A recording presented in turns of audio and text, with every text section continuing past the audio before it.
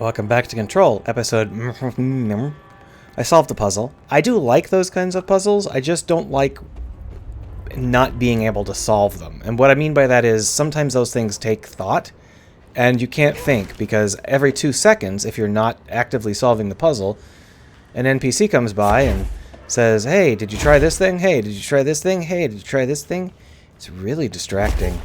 And that's why I don't like that puzzle. It's also a big part of why I don't like that particular character, because the only time I meet her, she's saying something stupid. In this case, for example, one of the things that she says is, aside from all that stuff about how I should solve the puzzle, she says, yeah, we need more black rock prisms. And I say, all right, I can get some of those, but first tell me about my brother. And she says, I know all about your brother, and I'm not going to tell you. Get me some black rock prisms. And I say, okay. Why did I say that? Why did I say that? Anyway, here we are downstairs. I really like the level design of this place, so we're going to talk about it. Gonna burp into the mic too. I think that that's certainly a fun thing for everybody to hear. So when it talks, there's always in these sorts of games, there is always some kind of like biological intrusion level. Like in System Shock 2, for example, there was an entire section of levels where you fight off the blobby thing that's taken over the Rickenbacker. And in Aliens vs. Predator, you've always got the aliens part where you get to fight all the alien slime. It's just like giant tunnels full of alien goo. It's a very common trope, and it's usually the worst part of the game in terms of level design, because it's just like gray walls and brown ooze, and that's it. I like what they've done here, though, because it's inspired by underwater stuff. So it's not just gray, gray, gray, gray, gray. There's a bunch of different kinds of biomatter, and they're all interesting in their own way. For example, we've got these fire spiky things. Those are great. They're not just blobs. We got the sparkling ones. Those are fantastic. They actively make this world a better place to walk. I just look at this. Look at how nice this is for a part of the game that's all about, you know, a biomatter intrusion. Every other biomatter intrusion level just feels really boring in comparison, and that's how I feel about that. That said, I don't actually like these levels. I think they're very boring, and they're a side quest that shouldn't have been in the game. But the levels themselves, just phenomenal design for a level that's just about biomatter. Here you can see this is... Ooh, I got burpy all of a sudden. Sorry about that. This is a room that is almost identical to the layouts you would see in something like Aliens vs. Predator. But it doesn't seem boring because the biomatter is interesting. Look at, isn't that great? Isn't this great? Look at this. It's good stuff. It's not just a brown blob. Careful in there, ma'am. Area's under quarantine. I wouldn't go in there without talking to Underhill first. So here's Underhill. Are you lost? Underhill is the scientist in charge of being annoying. And her only reason for existing in this game is because there is this moss, this fungus, that is overtaking a lot of the station. And she's here to get samples of it and try and figure out how to fight it and control it. Unfortunately, it has nothing to do with the main plotline, isn't as excruciatingly boring. I should requisition another fluorescent. We could technically move forward here. Moving forward meaning going deeper into the mossy area, the fungusy area. Problem being that those people are radically over level for what we've got right now, and it's not very fun. And so we're not going to do that. We're not doing that. We only came by to talk about the nature of this kind of visual and to pick up a quest, because the quest is one of those ones that we solve elsewhere, and if we don't have it, I'm not sure we can solve it.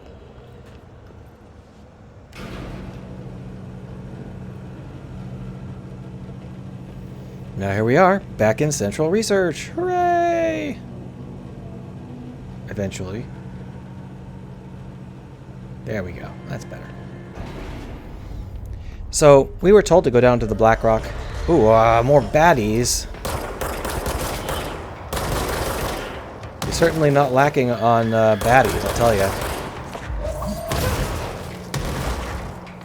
Whew. More?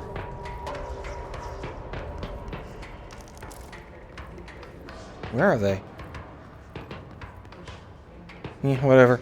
We're supposed to go to Blackrock, and there are a couple of ways to getting to Blackrock, and unfortunately, I always choose the wrong one. But we'll see how lucky I am today.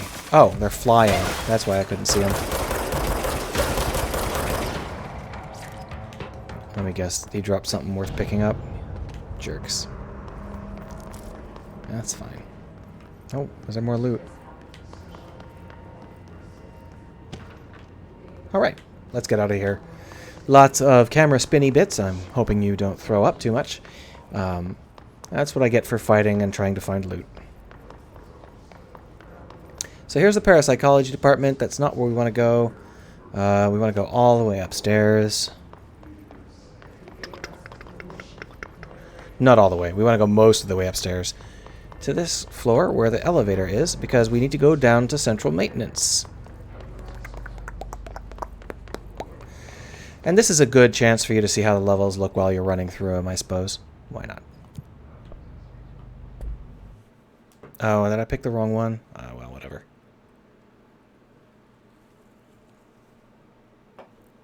Someone's sending me Twitter messages that I can only read the first 2 words of because it's on the other screen hidden away behind my OBS. So, I am resisting the urge to tab away and go look at that.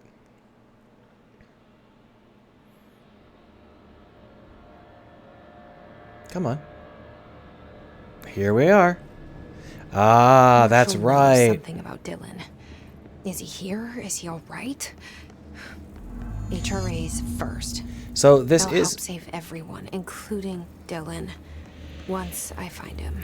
bad excuses for bad writing. Keep him safe. God, just stop talking, please. Like you do with me. You done? Thank you. So this is the place where I first learned to shoot these red glowy things. It just was a super cool way to find out that this was a mechanic. I'm almost disappointed that it wasn't like a major mechanic, but in this case we're going over here into field training.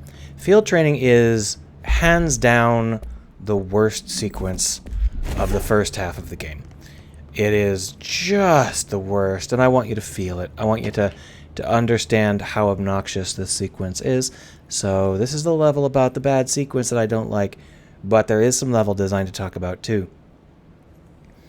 This is one of the best locker rooms I have ever seen, aside from the fact that it's not a separate room, so people are sitting here changing their clothes directly in front of the pervert here.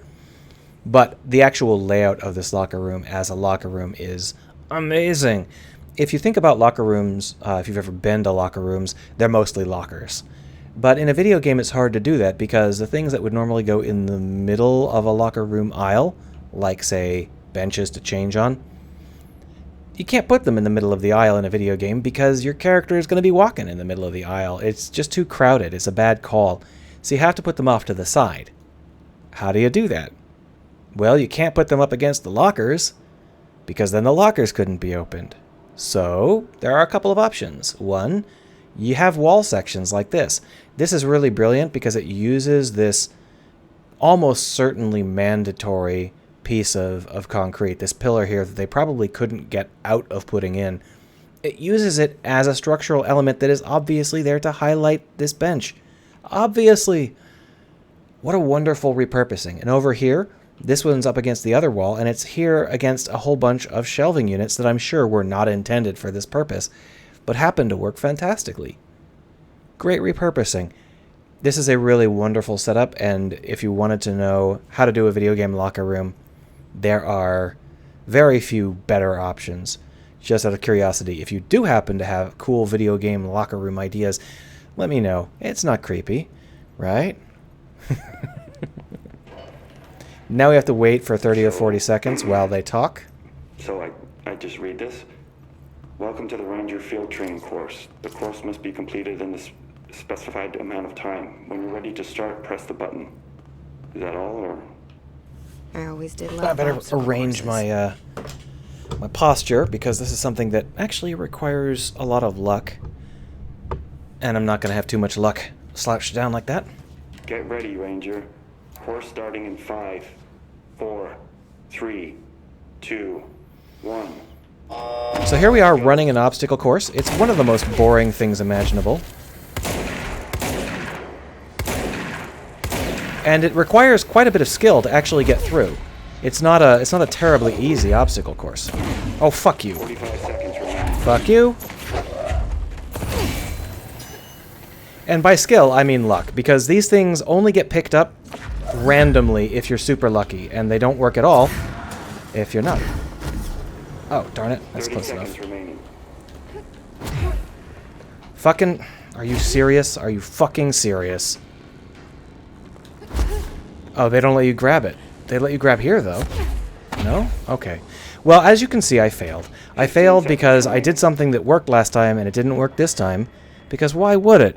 Why would something that worked work? You wouldn't want someone to actually manage to finish your obstacle course. This is the weirdest thing about this game. There are these sequences where if you're bad at the game, it punishes you, rather than saying, oh, well, maybe you need some extra help. This is a core power sequence. You come here to get the shield power. It's like one of your basic powers. But you have to be really good to get it. It's like, why would you need to be this good to get a power that you need more if you suck? Fuck you. Are you fucking serious? 45 seconds remaining. Go! God damn! Here's where you really start to understand just how bad all of these mechanics are. It's almost impossible. 30 seconds. Of course.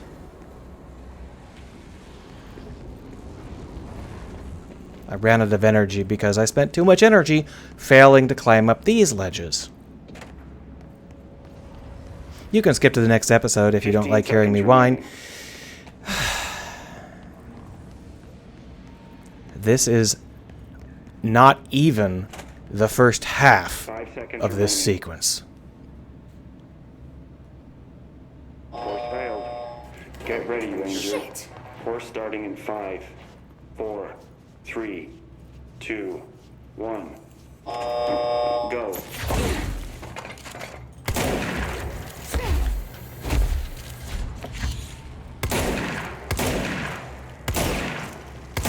And yeah, I know the problem is that I suck. But if I suck, don't I need this power 35 more? seconds remaining. Go! Oh look, I actually have some power this time instead of randomly not having power. Fantastic stuff. Fuck you.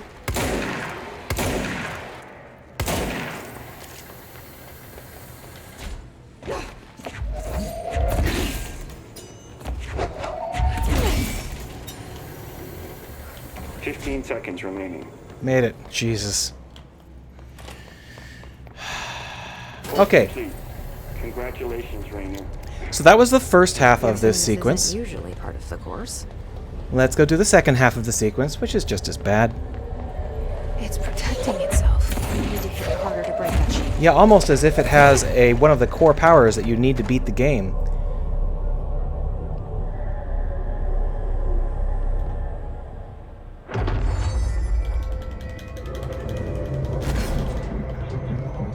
So this is the second obstacle course that you have to beat in order to beat this particular sequence. Yeah, I'm not gonna do that.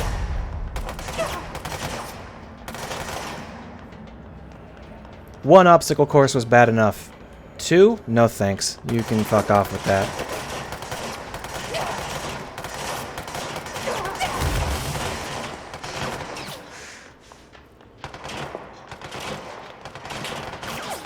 You can see why I have reservations about the gameplay. It's not that the game is bad by any means. It's just that some of these sequences are really trashy. So that was the second of the obstacle courses. We're not done yet. Here's the third of the obstacle courses.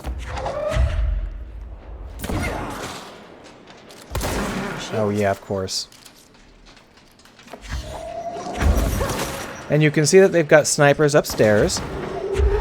Because why would you want to manage to get out of this sequence without being thoroughly damaged and injured and having to respawn somewhere else and try again? It's really the best option. Now I could kill the sniper from here, but there's some loot to pick up, so I might as well walk over to him.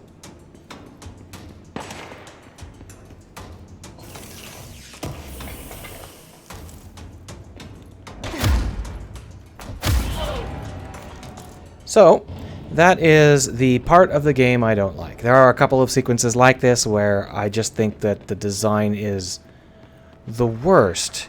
I actually like how this room looks, but I can't even bear to stand here and talk about it. So we're not gonna. Next time I see ya, we'll be headed down to the Black Rock.